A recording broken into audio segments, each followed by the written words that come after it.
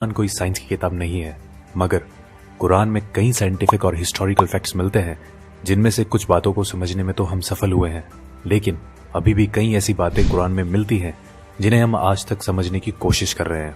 कुरान में कुछ ऐसी भविष्यवाणी भी की गई हैं जो अब तक सच हो चुकी हैं। आइए मिलकर जानते हैं कुरान के सबसे चौंकाने वाले तथ्य। नंबर 1, ऑरिजिन ऑफ लाइफ, जीवन की उत्पत्ति।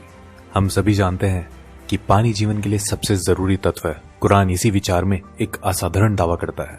कुरान कहती है कि जिंदगी पानी में पैदा हुई है। पानी को ही पृथ्वी पर जीवन की उत्पत्ति के लिए मूल तत्व माना गया है। इसकी पुष्टि इस बात से होती है कि पृथ्वी पर रहने वाले समस्त प्राणियों के सेल्स या कोशिकाएं पानी से बनी हुई है। मिसाल के लिए किसी भी जंतु की कोशिकाएं या साइटोप्लाज्म 80% पानी होता है। फैक्ट यह है कि जीवित प्राणी ज्यादातर पानी से ही बने होते हैं और इसकी पुष्टि माइक्रोस्कोप के आविष्कार के बाद ही हो पाई है। अरब के रेगिस्तान में रहने वालों की ये सोच अपने आप में हैरान कर देने वाली है कि पृथ्वी पर जीवन पानी के कारण ही संभव है। नंबर 2, आयरन, लोहा। लोहा प्राकृतिक रूप से धरती पर पाई जाने वाली धातु नहीं है।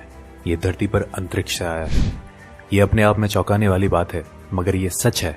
वैज्ञानिकों ने यह खोज लिया है कि अरबों साल पहले पृथ्वी की टक्कर उल्कापिंड से हुई थी। अद्भुत बात यह है कि ये उल्कापिंड लोहे से भरे हुए थे और पृथ्वी से टकराने के कारण जबरदस्त विस्फोट हुआ जिसमें ये फैल गए। कुरान का लोहे की उत्पत्ति पर 57-25 आयत में कहना है, हमने लोहे को नीचे धरती पर भेजा है समस्त मानव जाति के फायदे के लिए। लोहा धरती का नहीं मगर दूसरी दुनिया से आया है। इस बात की पुष्टि 7वीं शताब्दी के वैज्ञानिकों द्वारा करना नामुमकिन सा लगता है। Number 3, skies protection.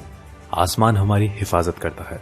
पृथ्वी को सूर्य की हानिकारक किरणों से बचाने में आसमान एक बहुत ही महत्वपूर्ण रोल अदा करता है।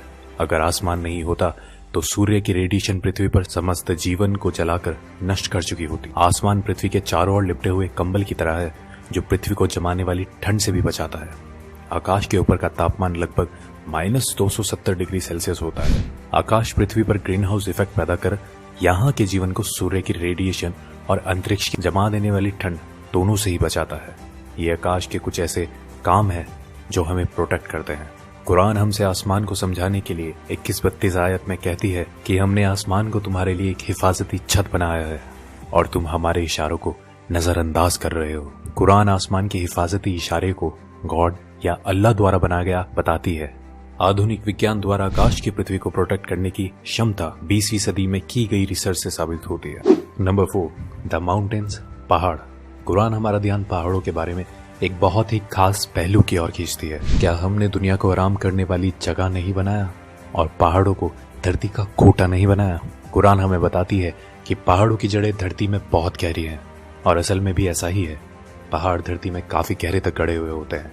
इसकी पुष्टि जियोफिजिस्ट फ्रैंक प्रेस द्वारा लिखी गई किताब अर्थ में उन्होंने लिखा है कि पहाड़ असल में खोटे की तरह होते हैं और धरती के काफी नीचे तक दबे हुए होते हैं। माउंट एवरेस्ट, जिसकी ऊंचाई धरती की सतह से लगभग 9 किलोमीटर ऊपर है, उसकी धरती के नीचे की गहराई 125 किलोमीटर के करीब है और इसका पता लगाना 20वीं सदी की शुरुआत में प्लेट टेक्टोनिक्स टेक्निक के आविष्कार के बाद ही संभव हो पाया है। नंबर 5, एक्सपेंडिंग द यूनिवर्स, ब्रह्मांड का विस्तार। जब खगोलीय विज्ञान अपनी शुरुआती दौर में थे, कुरान में ब्रह्मांड के फैलने का बयान किया गया। कुरान में 51-47 आयत में कहा गया है कि ब्रह्मांड को हमने ही अपनी सृजनात्मक शक्तियों से बनाया है और इसको हम बढ़ाते रहेंगे।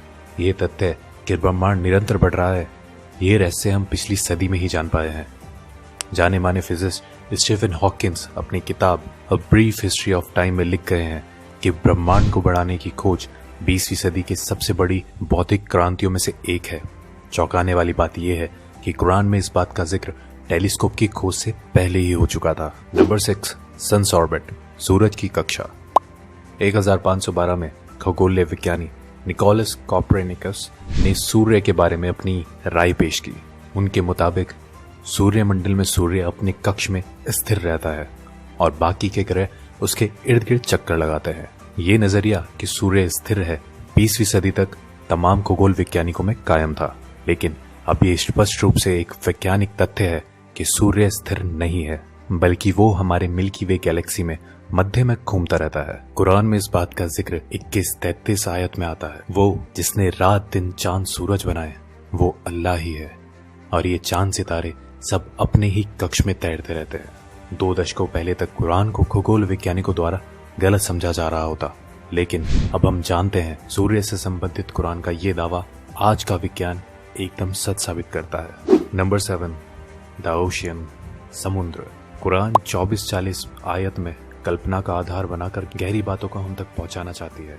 इसमें लिखा है, गहरे समुद्र के अंधेरे जो लहरों से घिरे हुए हैं, लहरों के नीचे हैं, उसके ऊपर बादल हो और उसके ऊपर फिर अंधेरा हो, एक के ऊपर एक छाए हुए हो, इतने अंधेरे कि अपने हाथ भी आपको दिखाई ना दे, और जिसको अल्लाह रोशनी ना दे उसको कहीं भी रोशनी नहीं मिल सकती। आमतौर पर यह समझा जाता है कि लहरें समुद्र के ऊपरी सतह पर चलती है।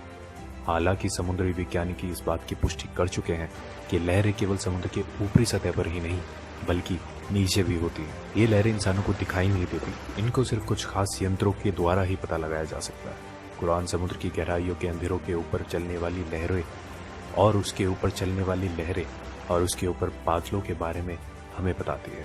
कुरान की ये बात सिर्फ इसलिए काबिल तारीफ नहीं है कि वो समुद्र की अंदरूनी लहरों के बारे में बात करती है, बल्कि इसलिए भी है कि ये समुद्र की गहराइयों के अंधेरों को भी बयां करती है। आज के टाइम में भी इंसान बिना ब्रीथिंग इक्विपमेंट यूज किए केवल 70 मीटर गहराइयों तक ही जा सकता है। वहां तक कुछ रोशनी जरूर होती है, मगर हम 1000 मीटर की बात करते हैं तो वहां घनघोर अंधेरा रहता है। कुछ 1400 साल पहले ये सब पता लगाना कैसे मुमकिन हुआ, ये अपने आप में रहस्य है। नंबर 8, लाइंग एंड मूवमेंट्स, झूठ और हमारी हरकतें। अबू जहील नाम का एक बहुत ही अत्याचारी निर्दयी शासक पैगंबर मोहम्मद के समय में हुआ था। अल्लाह ने कुरान में उसको चेतावनी देने के लिए 96, 15 और 16 की आयत में फरमाया है कि इस बात में कोई शक नहीं, अगर ये बाज ना आया तो हम उसके मत्थे को पकड़कर घसीटेंगे, ऐसा मत्था जो झूठा और पापी है। अल्लाह ने कुरान में उस शख्स को झूठा नहीं कहा, बल्कि उसके मत्थे को, जो कि दिमाग का अगला हिस्सा है, उसको झूठा और गुनहगार कहा है। यह आयत 2 वजह से बहुत खास है। पहली ये कि हमारे दिमाग के सामने वाला हिस्सा हमारी सोची समझी हरकतों का जिम्मेदार होता है। इसे फ्रंटल लोब के नाम से भी जाना जाता है। दूसरा ये फ्रंटल लोब ही दिमाग के झूठ बोलने वाले काम को कंट्रोल करता है। आज के दौर में की गई कई रिसर्चों में ये पाया गया है कि दिमाग के आगे वाला हिस्सा ही हमारी हरकतों और झूठ बोलने के लिए जिम्मेदार होता है। फ्रंटल लोब के ये फंक्शन 20वीं सदी में तमाम मेडिकल इक्विपमेंट्स आने के बाद ही हमें पता चले हैं, जबकि कुरान इस तरफ इशारे कब का कर चुका है। नंबर 9, पेन रिसेप्टर्स, दर्द को महसूस करने वाले टिश्यूज। काफी लंबे समय तक यही समझा जाता रहा है कि महसूस करना और दर्द का अंदाजा करने वाले टिश्यूज दिमाग में होते हैं। हालांकि ये बाद में खोजा गया कि दर्द को महसूस करने वाले टिश्यूज दिमाग में नहीं, हमारी खाल पर ही मौजूद होते हैं और इनके बिना दर्द को महसूस नहीं किया जा सकता। इससे संबंधित कुरान की 456 आयत को गौर से देखें तो उसमें लिखा है, जिन लोगों ने हमारे खुलासों को झूठ समझा है, हम उन्हें आग में झुलसाएंगे। जब उनकी खाल जल जाएगी, हम उन्हें उसके बदले नई खाल देंगे, ताकि वो दर्द को निरंतर महसूस करते रहें। बेशक अल्लाह सर्वशक्तिमानी भी है और बुद्धिमान भी। कुरान ने इस बात को कई सौ साल पहले ही स्पष्ट कर दिया था कि दर्द को महसूस करने वाले टिश्यूज स्किन में ही होते हैं, ना कि दिमाग में। ये खोज हाल ही में जीव विज्ञान में किए जाने वाली कई खोजों में से एक है। तो दोस्तों, ये थी कुरान में पाई जाने वाली कुछ शॉकिंग